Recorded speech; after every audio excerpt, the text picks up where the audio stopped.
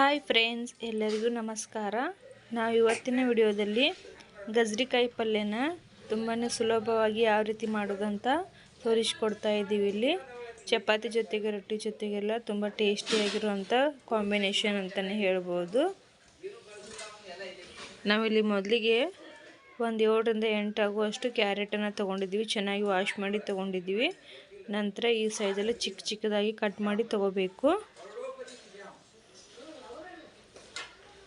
ನೋಡಿ, ಈ ರೀತಿ ಚಿಕ್ಕ ಚಿಕ್ಕ ಪೀಸಲ್ಲಿ ಇದೇ ಸೈಜಲ್ಲಿ ಸ್ವಲ್ಪ ತೆಳಗೆ ಕಟ್ ಮಾಡಿ ತೊಗೋಬೇಕು. ನಂತರ ಇದನ್ನು ಅದು ಮುಳುಗುವಷ್ಟು ನೀರನ್ನು ಹಾಕಿಬಿಟ್ಟು ಗ್ಯಾಸ್ ಮೇಲೆ ಕುದಿಲಿಕ್ಕೆ ಇಡಬೇಕು.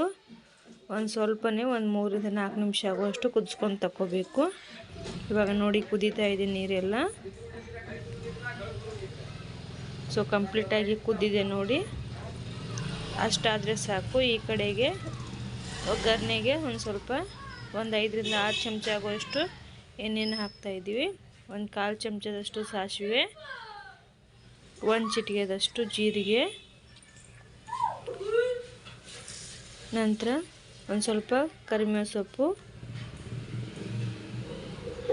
ಇಲ್ಲಿ ನಾವು 2 ಈರುಳ್ಳಿನ ಯೂಸ್ ಮಾಡ್ತಾಯಿದ್ದೀವಿ, ಚಿಕ್ಕದಾಗಿ ಕಟ್ ಮಾಡಿ ಇಟ್ಕೊಂಡಿರುವಂಥದ್ದು. ಈರುಳ್ಳಿ ಸ್ವಲ್ಪ ಹಸಿ ವಾಸನೆ ಹೋಗೋವರೆಗೂ ಚೆನ್ನಾಗಿ ಎಣ್ಣೆಯಲ್ಲಿ ಹುರ್ಕೋಬೇಕು. ಸೊ ನೋಡಿ, ಈರುಳ್ಳಿ ಎಲ್ಲ ಚೆನ್ನಾಗಿ ಫ್ರೈ ಆಗಿದೆ. ಈ ಕಡೆಗೆ ಖಾರನ ಹಾಕ್ತಾಯಿದ್ದೀವಿ. ಒಂದು 2 ಟೇಬಲ್ ಸ್ಪೂನ್ ಆಗುವಷ್ಟು ಖಾರದ ಪುಡಿನ ಯೂಸ್ ಮಾಡ್ತಾಯಿದ್ದೀವಿ. ಖಾರ ಜಾಸ್ತಿ ತಿನ್ನೋದ್ರಾಗಿದ್ದರೆ ಇನ್ನೊಂದು ಸ್ವಲ್ಪ ಯೂಸ್ ಮಾಡ್ಕೋಬೋದು. ರುಚಿಗೆ ತಕ್ಕಷ್ಟು 1 ಚಿಟಿಕೆದಷ್ಟು ಉಪ್ಪನ್ನು ಸೇರಿಸ್ತಾ ಇದ್ದೀವಿ. ಒಂದು ಸಲ ಚೆನ್ನಾಗಿ ಖಾರನ ಎಣ್ಣೆಯಲ್ಲಿ ಒಗ್ಗರಣೆಯಲ್ಲಿ ಮಿಕ್ಸ್ ಮಾಡ್ಕೋಬೇಕು. ಇವಾಗ ಕುದ್ದಿರ್ತಕ್ಕಂಥ ಕ್ಯಾರೆಟನ್ನು ಹಾಕ್ತಾಯಿದ್ದೀವಿ ನೋಡಿ. ಸೊ ನಿಮಗೆ ಮಾಮೂಲಿ ಬೇರೆ ಪಲ್ಯ ಎಲ್ಲ ತಿಂದು ಏನಾದರೂ ಬೇಜಾರು ಅನಿಸಿದರೆ ದಿಢೀರಾಗಿಯೇ ಈ ರೀತಿ ಕ್ಯಾರೆಟ್ ಏನಾದರೂ ಇದ್ದರೆ ತುಂಬಾ ಸುಲಭವಾಗಿ ಕ್ಯಾರೆಟ್ ಪಲ್ಯನ ಮಾಡ್ಕೋಬೋದು. ತುಂಬ ಟೇಸ್ಟಿಯಾಗಿರುವಂಥ ರೆಸಿಪಿ ಇದು. ಹೆಲ್ದಿಗೂ ಕೂಡ ತುಂಬಾ ಒಳ್ಳೆಯದಂತ ಹೇಳ್ಬೋದು. ನೋಡಿ, ಚೆನ್ನಾಗಿ ಮಿಕ್ಸ್ ಮಾಡಾಗಿದೆ. ಈ ಕಡೆಗೆ ಶೇಂಗಾ ಪುಡಿನ ಹಾಕ್ತಾಯಿದ್ದೀವಿ.